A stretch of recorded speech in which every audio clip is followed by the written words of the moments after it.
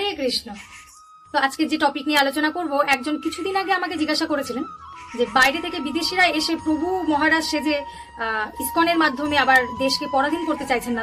তো আপনাদের কাছে হয়তো সাহেব বা বিদেশি নামে কৃষ্ণ ভক্তরা পরিচিত, কিন্তু বিদেশি ভক্তরা আপনাদেরই স্বদেশী শ্রীল প্রভুপাদের নির্দেশে ভারতে এসে আপনাদের মতো ভারতবাসীদেরকেই শিক্ষা দিচ্ছে যে বিদেশি সাহেবিয়ানা পরিত্যাগ করে বিদেশি মদ, মাংস, বিড়ি, চুরুট সহ ম্লেচ্ছ সভ্যতা বর্জন করে বৈদিক ভারতে মহান সম্পদ গীতা ভাগবতের শিক্ষা গ্রহণ করতে এবং পরিচর্যা পরিশিক্ষা নিয়ে পরাধীন না হতে।